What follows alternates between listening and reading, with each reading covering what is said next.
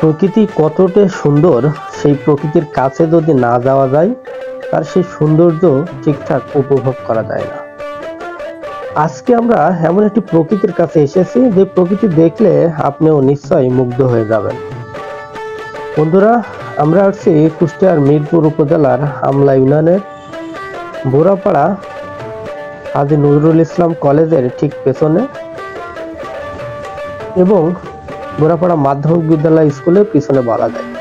এখানে একটি সাগরখালী নদী দেখতে পাচ্ছেন। এই জায়গাটিতে এসে যে জিনিসটা আমি লক্ষ্য করলাম, এর প্রকৃতির যে সৌন্দর্য সেটা আমাকে মুগ্ধ করছে।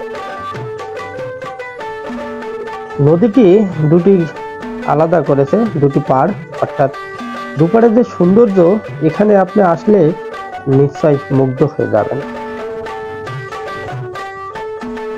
মুক্ত আকাশের নিচে স্বচ্ছ জলের উপরে সাদা রাজহাঁসগুলো ভেসে বেড়ানো এ যেন এক অপরূপ দৃশ্য।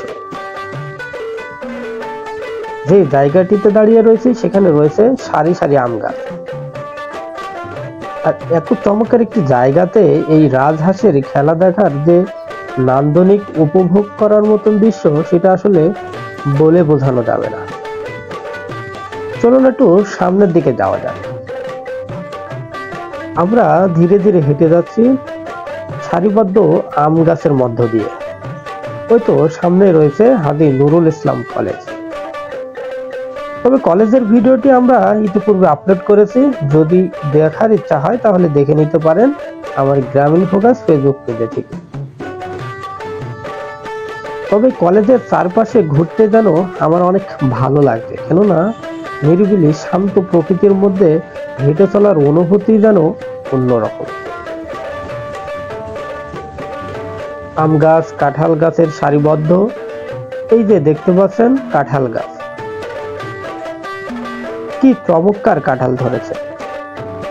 এইরকম কাঁঠাল গাছ এই কলেজের চারপাশে বেশ রয়েছে। তবে এখানে এসে যে জিনিসটি সব থেকে আমার বেশি ভালো লেগেছে তা হলো এই নদী কিংবা নদীর পাড়।